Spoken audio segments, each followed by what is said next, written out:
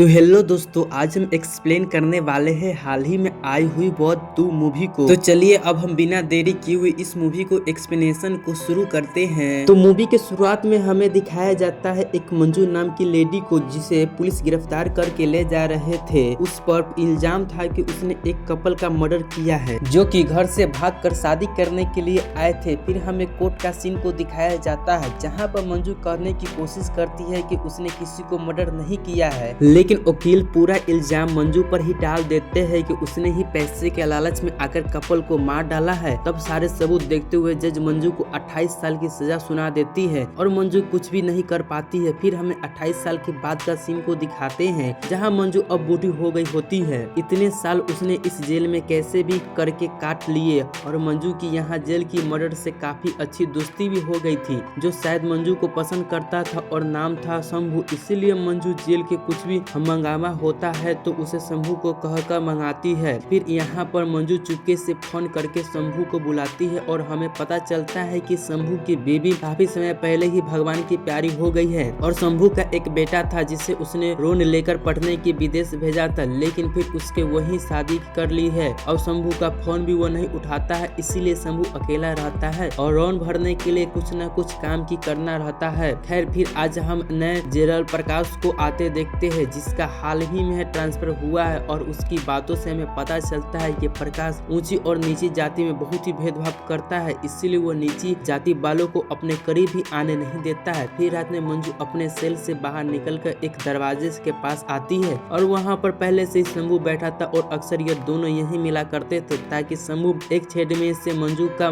मंगाया सारा सामान दे सके। अब यहाँ सारा सामान देने के बाद ये दोनों काफी सारी बातें करते और हम समझ पाते हैं कि मंजू भी शंभू को पसंद करती है। इसके बाद शंभू जेल के अंदर लगी सब्जियों को तोड़ता है और वहां से जाने लगता है। तब गार्ड शंभू से कहता है कि फिर से सब्जी चुरा रहे हो, जिस पर शंभू कहता है कि यह सब्जी बेचकर थोड़े पैसे आ जाते हैं और इनकी देखभाल भी तो मैं ही करता हूँ। अब जैसे ही शंभू जाने लगता है, वहाँ एक दूसरा गार्ड जो अभी अभी आया था, वो सब्जियों में से एक हथियार से मारकर चेक करता है ये कोई कैदी तो यहाँ में नहीं भाग रहा है। फिर चेक करने के बाद शंभू चला जाता है। अब हम अगले दिन का सीन देखते हैं, जहाँ प्रकाश का एक वार्डनर स्वागत करते हुए और तभी खान नाम का एक आदमी एक शराब का बोतल और बुके लेकर आता है और कहता है कि यह पूरी भैया के भेजे हैं, जो कि MLA के भाई हैं और इसी जेल में रहते हैं। यह सुन के प्रकाश बोतल और बुके को फेंक कर कहता है कि मैं कैदियों के कुछ भी लेता नहीं है और आप सभी को कैदियों से दोस्ती कम करो। यह सुनकर सब चले जाते। इसके बाद हम जेल में कुछ नए कैदियों को आते देखते, जिसके एक नैना नाम की लड़की भी थी। नैना बैंक में काम करती थी और उसके ऊपर बैंक के स्केट करने का आरोप है। हालांकि नैना ने कुछ भी नहीं किया है, उसके मैनेजर ने फंसाया था। तब यहाँ नैना की चेकिंग करने यह लोग अंदर भेजे देते हैं, पर नैना तो काफी डरी हुई थी। फिर अगले दिन नैना को देखते मंजू उसके बारे में पूछती है कि आखिर यह आई कैसे है, तो उसकी साथी सारी बात बताती है कि आज एक दिन ऐसा ही बीत जाता है और आज मंजू वार्डर के साथ शराब भी पी रही होती है। तब का वह वार्डर पूछती है कि तेरी सजा खत्म कम होने वाली है, तू अब कहाँ जाएगी। तो मंजू कहती है कि अब सोचा नहीं है, पर सोच लूंगा क्या करना है। फिर हमें अगले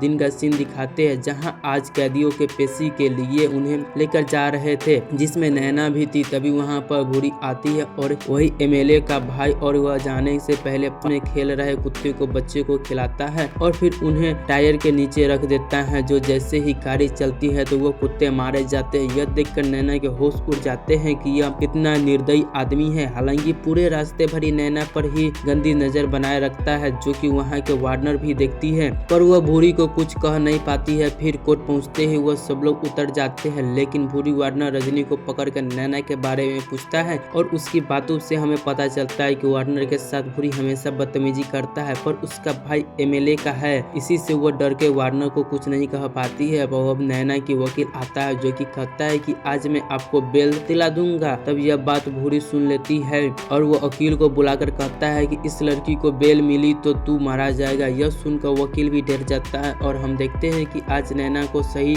में बेल नहीं मिली। इधर आज प्रकाश सारे कैदियों से मिलकर आता है और वहाँ का प्रकाश को देखकर मंजू को अजीब सा लगता है। तब प्रकाश सबसे पहले आकर आपको लोग की अपनी अपनी समस्या बता दीजिए, मैं सबको ठीक करवा दूंगा। जिस पर यह कैदी कहती है कि जेलर सही में अच्छा आदमी है। इसके बाद रात में नैना रो रही होती है, जो देखकर मंजू उसके पास आती है और उससे पूछती है क्या हुआ है। तब नैना बताती है कि उस पर बुरे के कारण मेरी बेल नहीं हुई है, जिस पर मंजू कहती है कि उस दुनिया में जीने की आदत डाल लो, यहाँ बहुत लोग बुरे लोग रहते हैं। जिस पर नैना रोज जा रही थी। अब अगले दिन भूरी एक आदमी को देखता है जो उसके एरिया में कपड़े धुल रहा था। यह देखकर उसे बिना बात गुस्सा आता है और वह उसे मारने लगता है। तभी यहाँ प्रकाश आता है, जिससे देखकर भूरी हट जाती है। लेकिन प्रकाश भूरी को देखकर समझ गया था कि यह कितना आदमी है कि वहीं भूरी अपने आदमियों को कह रहा था कि भैया के कारण जेल में रहना पड़ रहा है, अब जैसे चुनाव खत्म होगा उससे मुझे बाहर निकाल देंगे। प्रकाश को भी गुस्सा आता है और वह भूरी को एक अलग सेल में बंद करवा देता है ताकि वो किसी से मिल ना पाए। इसके बाद हम देखते हैं कि थोड़ी ही देर में प्रकाश की आईजी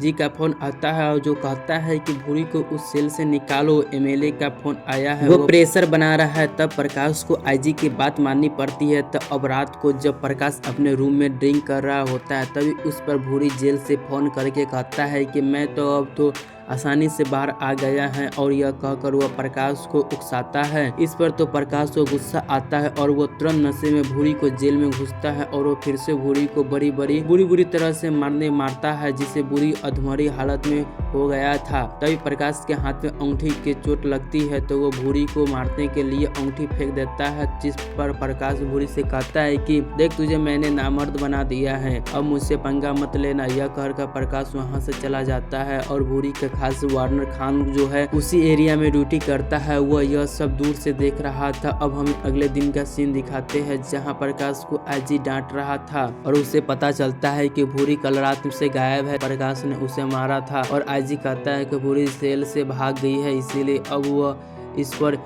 इंक्वायरी बैठ गई है, इसीलिए जल्द से ही एक ऑफिसर जांच के लिए आएगा। यह सुनकर प्रकाश खान और शंभू से कहता है कि क्या लगता है कि भूरी कैसी भागी होगा, लेकिन यह खान कहता है कि सर आपके जाने के बाद मैंने भूरी को जेल में बंद कर दिया था, उसके बाद अगली सुबह देखा तो भूरी गायब था, पता नहीं वो वहाँ कैसे भाग गई। यह शंभू को भी कुछ समझ नहीं आ रहा होता है। अब अगले दिन अजीत नाम का एक ऑफिसर इंक्वायरी के लिए आता है और वह प्रकाश शंभू को बोलता है कि भूरी के सेल दिखाने के लिए कहता है। तब यहाँ पर भूरी के सेल में सब बिखरा पड़ा था क्योंकि प्रकाश ने पूरी पीटा था। उसके बाद उसने साफ सफाई नहीं करवाई थी ताकि सबूत के छोड़ छेड़छाड़ न हो, क्योंकि प्रकाश किसी से डरता भी नहीं है। तभी यहाँ अजीत सब कुछ जांच करने के बाद यहाँ ड्यूटी कर रहे खान को बुलाता है, उससे पूछता है कि उस रात क्या हुआ था, सब बता दो। तब खान कहता है कि प्रकाश सर रात को गुस्से में आए थे और भूरी के मारने लगे थे, फिर सर के जाने के बाद मैंने सेल बंद कर दिया और अगले दिन भूरी गायब था। अब इसके बाद अजीत बाकी सारे वार्नर से भी इंक्वायरी करता है पर उसके हाथ कुछ भी नहीं लगता है। फिर भूरी का एक साथी बताता है कि भूरी भैया एक नैना नाम की लड़की से पीछे पागल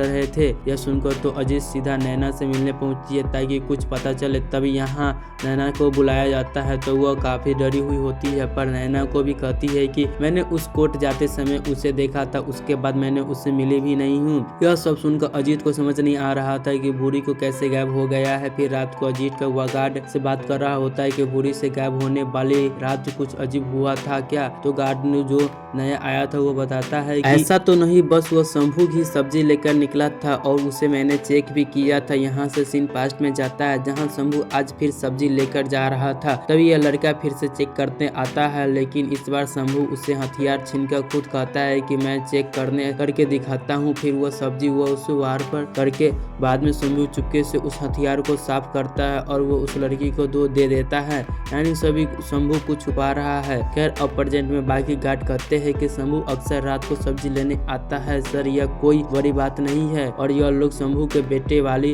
कहानी उसे बताता है। यह सब सुनकर अजीत सीधा शंभू से दुकान पता करके वहाँ जाता है जहाँ शंभू सब्जी बेचता है। तब पास में सो रहे लड़के से अजीत उठकर पूछता है कि परसों शंभू आया था तो कुछ अजीब लग रहा था क्या। जिस पर वो लड़का कहता है पहले तो कुछ भी नहीं बोलता है, फिर अजीत के डराने के बाद वो कहता है कि उस दिन आए वो मुझे शराब देने के लिए भेज दिया था, लेकिन जब मैं शराब लेकर वापस आया तो वो जा चुके थे, बाकी मुझे कुछ भी नहीं पता है। तब यहाँ से अजीत सीधा शंभू के घर जाता है और उससे पूछता है कि तुम उस रात जेल गए थे सब्जी लेने के लिए। तब शंभू फिर से वही रात बताता है कि मैं जेल से सब्जी चुरा कर लाता हूँ। यह बात सुनकर इसीलिए नहीं बताई क्योंकि मुझे शर्म आ रही थी कि मैंने चोरी करता हूँ। तब अजीत वहाँ ड्रिंक करने के लिए कहता है तो शंभू अजीत के लिए भी ड्रिंक बनाता है और उससे और जैसे वो बर्फ लेने जाता है तो हम देखते हैं कि भूरे की लाश तो उसी फ्रीजर में पड़ी है। तब शंभू बर्फ डालकर अजीत को दे देता है और अजीत पूछता है कि उस फ्रीजर में यहाँ कैसे, जिस पर शंभू कहता है कि एक आदमी क्या काम करवाया था, उसके सब्जी रखने के लिए गिफ्ट में दिया था पर अब यह बेकार हो गया है। फिर यह दोनों भूरे के बारे में थोड़ी बात करने आते हैं। अजीत कहता है कि मुझे भूरे के बारे में कुछ पता ही नहीं चला, इसीलिए मैं कल चला जाऊंगा। यह सुनकर वह चला जाता है और शंभू की जान में जान आ जाती है। अब अगले दिन जाने से पहले अजीत प्रकाश से आकर मिलता है और कहता है कि सर आपके भूरी को ऐसे नहीं मारना था, कहीं आपको ही तो गायब नहीं करा दिया है। लेकिन प्रकाश अजीत पर ही भड़क जाता है और कहता है कि तुम्हें रिपोर्ट बनानी है बना लो, मुझे फर्क नहीं पड़ता है। यह सुनकर अजीत चला जाता है और यह केस यहीं बंद हो गया था। इसके बाद हम शंभू को देखते हैं जो कि एक गड्ढा खोदकर भूरी की लाश छुपा देता है और इस दौरान मंजू भी अपनी सजा पूरी करके जेल से निकल गई थी। अब हम 11 साल बाद वो सीन दिखाते हैं जहां अजीत तुरंत अजीत को आने के लिए कहता है और इनकी बातों से हमें पता लगता है कि हाल ही में प्रकाश जिस बंगले में रुका था उसके पीछे बिल्डिंग बनाने के लिए काम शुरू हुआ था और वहाँ के कंकाल मिली है। और पूरी का भाई आईजी पर भड़क रहा था कि अगर यहाँ कंकाल भूरी का निकला तो अच्छा नहीं होगा, इसीलिए अब आईजी अजीत को सुनाता है और कहता है कि तुम्हारी रिपोर्ट से प्रकाश के सस्पेंड हो गया है, अब 3 दिन के मुझे गुनगाह का नाम चाहिए वरना तुम पर ही सस्पेंड हो जाएगा। यह सुनकर अजीत तुरंत उस केस के काम करने चला देता है। फिर वहाँ पहुंचकर कंकाल के पास अजीत को एक अंगूठी मिलती है जो कि प्रकाश ही थी। अब थोड़ी देर बाद रिपोर्ट के कंफर्म हो जाता है कि यह कंकाल भूरी का ही है। अब अजीत सीधा खान को बुलाता है और बड़े प्यार से पूछता है कि जो पता हो बता दो, लेकिन खान वही सब बताता है कि अजीत खान को मारने लगता है और डर के मारे खान बताता है कि प्रकाश सर के मार खाने के बाद भूरी के वार्नर रजनी को फोन करके कुछ कह रहा था, फिर उसके बाद मिलने चल गए थे और डर के मारे मैं उसे रोक नहीं पाया है। फिर खान सर कहते हैं कि 3 घंटे तक भूरी वापस नहीं आया है तो मैंने जेल के ताला लगा दिया और उसके अगले दिन नाटक किया कि मुझे कुछ नहीं पता है। अब यह सुनकर अजीत सीधा रजनी को मिलने के लिए आता है और पूछता है कि बताओ उस दिन पूरी के तुम्हें फोन करके क्या कहा था। तो रजनी बताती है कि उसे नैना को अपने पास लाने के लिए कहा था तो मैं डर के मारे नैना को उसके पास ले गई थी। फिर आधे घंटे के बाद मैंने नैना को वापस लेने आई तो नैना वहाँ डरी हुई बैठी थी तो मैंने उस कमरे में बंद किया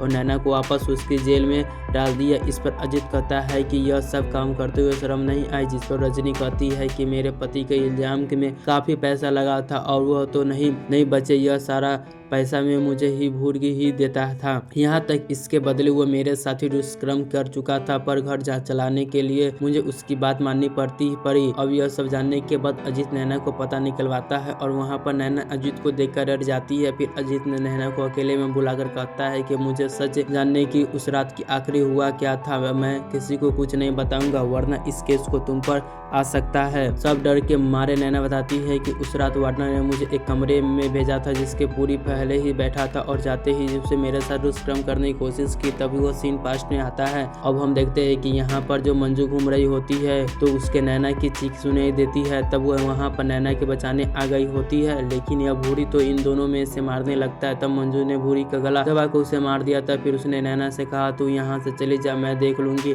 तो नैना भी वहाँ से बैठकर वार्डनर का इंतजाम करने लगी और फिर से वार्डनर को आते ही वह कहती है कि उसके साथ चली गई है। यह सब जानने के बाद वो अजीत को होश उड़ जाते हैं और वह उससे मंजू से मिलना था जो अब न जाने कहाँ होगी। फिर वो अजीत मंजू के केस के फाइल खोल पड़ता है तो वो फिर वहाँ पर वार्डनर से मंजू के बारे में पता करता है, जिससे मालूम पड़ता है कि मंजू अब पहाड़ पर चाय और मैगी की दुकान चलाती, इसीलिए अजीत मंजू से मिलने के लिए चला जाता है। अब हम देखते हैं कि यहाँ तो मंजू और शंभू साथ में रहते हैं, लेकिन अजीत को देखते ही उनके होश उड़ जाते हैं। अब अजीत पूछता है कि मुझे सच बता, मंजू ने उसे मारा तो लाश बाहर कैसे आई। इस पर शंभू बताता है कि अब सीन पास्ट में जाता है, असल में गला दबाने के बाद भी भूरी मरा नहीं था, बस वो बेहोश हुआ था। फिर होश में आते ही मंजू को मारने लगा। अब तब वापस पास में पड़ी सिलाई के मंजू से भरी से गले पर वो वार किया, जिससे भूरी की मौत हो गई और मंजू को समझ नहीं आया कि वो अब क्या करे, इसीलिए उसने शंभू को बुला लिया। अब शंभू यहाँ से सब्जी लेने के बहाने आया और वो सब साफ करके मंजू के उसने सेल में भेज दिया और भूरी को लाश सब्जी के बीच में डालकर निकाल लिया गया। अब अजित कहता है कि तुम दोनों बेचारा नहीं, लेकिन शंभू कहता है कि सबूत तो प्रकाश पर सर पर ही इशारा करता है तना इसकी अंगूठी लाश के पास मिली होगी, जिस पर अजित कहता है कि बेकसूर को क्यों फंसा रहे हो। तब शंभू बताता है कि प्रकाश कोई संत नहीं है। यह सीन पास्ट में जाता है जिस पर कपल को मारने का इल्जाम मंजू पर गया था। असल में उन्हें प्रकाश ही ने मारा था क्योंकि उस लड़की का प्रकाश की भतीजी थी जिसे निजी जात के लिए लड़के के साथ भागे। इससे प्रकाश को बदनामी के डर हुआ तो उसने दोनों में से गुस्से में आकर मार दिया और जब मंजू वहां पर आई तो प्रकाश ने उस पर भी वार करके उसे केस में फंसा दिया। मतलब मंजू बेकसूर थी। अब शंभू रिलीज करता है कि मैंने जानबूझकर प्रकाश के घर के पीछे लाश को गाड़ी थी ताकि यह सच कभी न कभी सामने आए और प्रकाश पकड़ा जाए। आगे वो कहता है कि सर उसे मंजू को मर्डर करके फंसाया था, इसीलिए अब वो मंजू ने मर्डर करके उसे फंसा दिया, इसीलिए जिसके जरिए उसे अपने करने की सजा तो मिलनी ही चाहिए। और यह भूरी वैसे भी सबसे गंदी आदमी था जो कि मारा गया। यह सब सुनने के बाद अजित वापस आ जाता है। हम देखते हैं कि उसे प्रकाश को वही गुनाहगार बता दिया गया था। अब यहाँ पर ये मूवी खत्म हो जाता है। दोस्तों आपको ये मूवी कैसा लगा आप कमेंट करके जरूर बताइएगा।